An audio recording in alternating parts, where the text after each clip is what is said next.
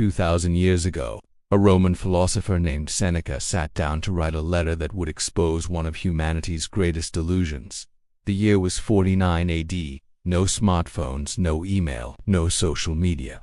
And yet Seneca's words describe your life with terrifying accuracy. He wrote, "Most mortals complain about the cruelty of nature because we are born for such a brief span of life, because time races by so swiftly that all but a very few find life at an end just when they are getting ready to live." Sound familiar? You're not alone. But here's what Seneca discovered. The problem isn't that life is short. The problem is that you're wasting it. Seneca looked at the people of Rome, the most powerful civilization on earth, and saw the same thing you'd see in any major city today. People running, hustling, grinding, everyone claiming they're so busy. Everyone says, "I don't have time." He wrote, "One person is obsessed with insatiable greed. Another is busy with pointless tasks. One drowns in wine. Another is paralyzed by laziness. One is exhausted, constantly seeking approval from others. Another is driven by the reckless desire to sell, chasing profit across every land and sea." Does this sound like LinkedIn in 49 AD or your Instagram feed right now? Here's Seneca's brutal truth. It is not that we have a short time to live, but that we waste a lot of it. Life is long enough and sufficiently generous for the accomplishment of great things. If it were all well invested, read that again. Life is long enough. The issue isn't time. It's how you're spending it. Seneca noticed something even more disturbing. Most people aren't even living their own lives. They're living for everyone else. He wrote, "People are protective of their property, but when it comes to wasting time, they're completely careless with the one thing where it's right to be greedy. No one is willing to share their money, but everyone shares their life with others. Think about your last week. How much of it was truly yours? How many hours did you give to your boss, to social media, to people you don't even like, to obligations you never wanted, to scrolling through other people's highlight reels?" Seneca observed, "They allow others to invade their lives. They actually invite those who will take possession of it. You'll find no one willing to share their money, yet everyone distributes their life to countless people. And here's the sickest part. We think this makes us important. We wear our busyness like a badge of honor. I'm so swamped, I'm drowning in work. I have no time for myself." Seneca would call this exactly what it is: slavery. You're a slave and you don't even know it. You know what you tell yourself, right? When I get that promotion, then I'll have time. When I retire, then I'll travel. When I'm 50, then I'll focus on what matters.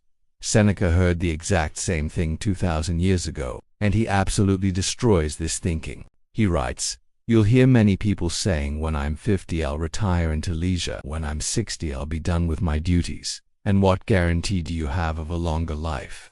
Who will allow things to proceed as you arrange them?" Then he asks the question that should haunt you. Aren't you ashamed to reserve for yourself only the remnants of life, and to dedicate to wisdom only that time which cannot be devoted to any business? Translation: You're planning to start living when you're too old to do anything about it. You're going to give the best years of your life, your energy, your health, your prime to things that don't matter. And then, if you're lucky enough to survive, you'll get the leftovers. Seneca continues, "How late it is to begin to live, just when life must end. How stupid to forget our mortality and postpone sensible plans to our 50th or 60th year, wanting to begin life at a point few have reached. This is the trap. You think you have unlimited time, but you don't. And by the time you realize it, it's too late." Seneca gives us a reality check by talking about the most powerful man in the world, Emperor Augustus Caesar. This guy had everything. Absolute power, unlimited wealth. He controlled the entire Roman Empire. If anyone should have felt free, it was him. And yet, Seneca tells us, Augustus constantly prayed for one thing: rest, freedom from public duty. Seneca writes, "The divine Augustus, to whom the gods granted more than to any other man, never stopped praying for rest and seeking release from public affairs. All his conversation always returned to this, his hope for leisure. This sweet, though false consolation eased his labors that someday he would live for himself. Even Augustus, the most powerful human being alive, felt trapped. He dreamed of the day he could just stop, live for himself, be free. But here's the tragedy: he never got it. He died still grinding, still working, still serving everyone else. Seneca describes how Augustus fought wars across the entire known world, dealt with constant conspiracies, survived assassination attempts, and managed betrayals even from his own family. And through it all, he fantasized about retirement. The lesson: power doesn't free you, money doesn't free you, status doesn't free you. If the emperor of Rome felt trapped, what makes you think your next promotion will change anything? Seneca breaks down something crucial that will change how you see your entire life. He says there are 3 times: past, present, and future. And here's what most people get wrong about all 3.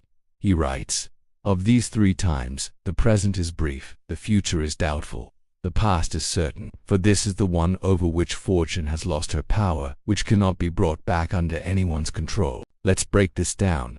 The future is uncertain. You're anxious about it, planning for it, stressing over it, but you don't control it. It might not even happen. The present is so short it barely exists. It's literally right now, this second, and it's already gone. You can't hold on to it. But the past is yours forever. It's the only time that's truly secure. Fortune can't touch it. Death can't take it away. So here's Seneca's question. What are you doing with your past? Are you building a life worth remembering, or are you filling it with things you'll regret? He says, busy people lose access to the past. They have no time to look back. And even if they did, it's painful to recall things they regret. So they avoid thinking about the time they've wasted. But the wise person's life is extensive because all of time belongs to them. All the years that have passed are theirs. Think about that. A philosopher who studies Marcus Aurelius doesn't just live 80 years, they live 2,000 years. Because they can access his wisdom, his experiences, his mind. The past is theirs. Here's the part where Seneca gets really dark, but you need to hear this. He writes, you are living as if you will live forever. Your own frailty never occurs to you. You don't notice how much time has already passed. You waste it as if you had an abundant supply, when that very day which you devote to some person or thing might be your last. Translation: you act immortal while dying. You scroll through your phone for 3 hours like you'll live forever. You waste your weekend like there will be infinite weekends. You put off what matters like you have unlimited chances. Seneca continues, you fear everything as mortals but desire everything as if you were immortal. Read that again.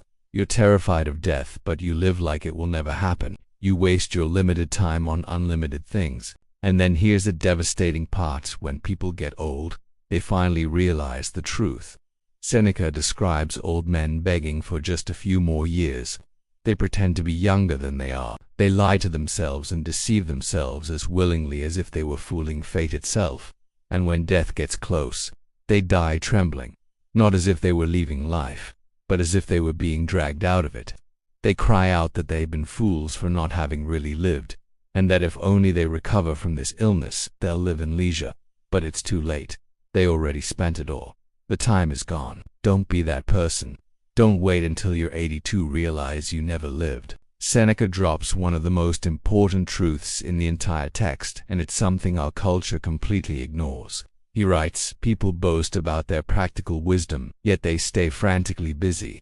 To live better, they spend life getting ready to live. They organize their thoughts for the distant future, but the greatest waste of life is delay. Then he says this, you can find teachers of every other skill everywhere. Some skills are so mastered that children can teach them, but learning to live takes your whole life. And what may surprise you more, learning to die takes your whole life. Think about that. We spend years learning calculus we'll never use. We master software we'll forget in 5 years. We study for tests that mean nothing, but learning how to actually live, learning how to spend our limited time, learning what matters, learning to let go, to die well, to be at peace. Nobody teaches that. There's no class, no degree, no certification. And that's exactly why most people waste their entire lives. Seneca continues, so many of the greatest men, having given up all distractions, having renounced riches, duties, and pleasures, had this single aim right up to the end of their lives, to know how to live.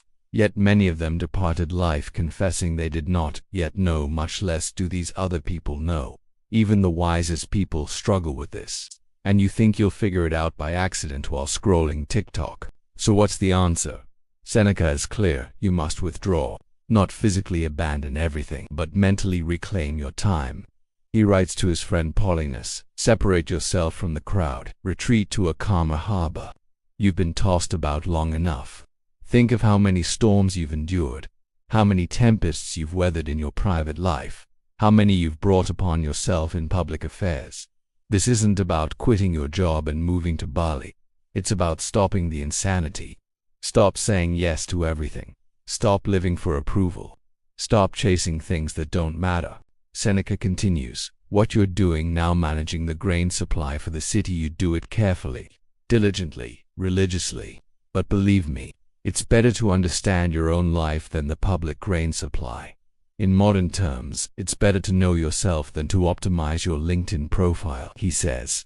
Pull back your vigorous mind from this honorable but barely useful service. Consider that from your youth you've cultivated yourself with all the liberal arts not so that you could be entrusted with thousands of bushels of grain. You were not put on this earth to optimize spreadsheets. You were not born to maximize shareholder value. You were not created to get 10,000 followers. You were made for something greater, but you'll never discover it if you never stop. Seneca's prescription is simple. Retire to these calmer, safer, greater pursuits. Is it the same whether you're making sure grain is properly transferred to warehouses or whether you approach sacred and sublime questions? Choose wisdom over busyness. Choose depth over distraction. Choose living over existing. Here's where Seneca reveals the secret that changes everything. He writes, only those who make time for wisdom are truly at leisure. Only they truly live. They don't just protect their own lifetime, they add every era to their own. All the years that have passed before them belong to them. This is the key. When you read Marcus Aurelius, you gain his 60 years of wisdom. When you study Epictetus, you inherit his lifetime of insight. When you learn from the great minds of history, you're not just living 80 years, you're living thousands. Seneca continues, unless we are completely ungrateful, those illustrious founders of sacred philosophy were born for us. They prepared a way of life for us. Through the labor of others, we are led to the most beautiful discoveries brought from darkness into light. You can have a conversation with Socrates. You can debate with Carneades. You can find peace with Epicurus. You can overcome human nature with the Stoics. They're waiting for you, and unlike everyone else in your life, they are not busy. Seneca writes, none of these will force you to die, but all will teach you how. None will waste your years, but each will contribute their own. Conversation with these great minds carries no danger.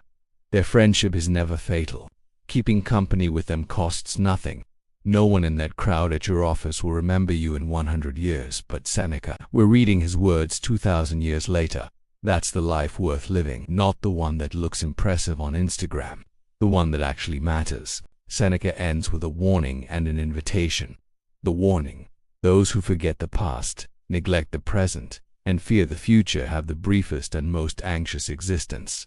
When they reach the end, they understand too late, poor wretches, that they were busy doing nothing all along. Don't let that be you. Don't reach 80 and realize you spent your entire life climbing the wrong ladder, chasing the wrong things, impressing the wrong people. Time is the only thing you can never get back. Money, you can make more. Relationships, you can rebuild them. Reputation, it can be restored. But time, every second that passes is gone forever. Seneca writes, no one will bring back your years. No one will restore you to yourself. Life will follow the path it started on, and will neither reverse nor check its course. It will make no noise, give no reminder of its speed. Silent, it will glide on. This isn't meant to depress you, it's meant to wake you up. Because here's the beautiful part. You still have time, right now, this moment. You can make a different choice. You can stop living for everyone else. You can stop chasing approval. You can stop wasting your life on things that don't matter. You can start living, actually living today, not someday, not when you retire, not when conditions are perfect. Now, Seneca wrote on the shortness of life nearly 2,000 years ago. Technology has changed. The empire has fallen. The language has evolved. But the truth remains the same. Life isn't short, you're just wasting it. You're living for other people. You're chasing things that don't matter. You're postponing what's important. You're dying without knowing it. But you don't have to. You can withdraw from the chaos. You can reclaim your time. You can live deliberately. You can choose what matters. The question is, will you, or will you wait until it's too late?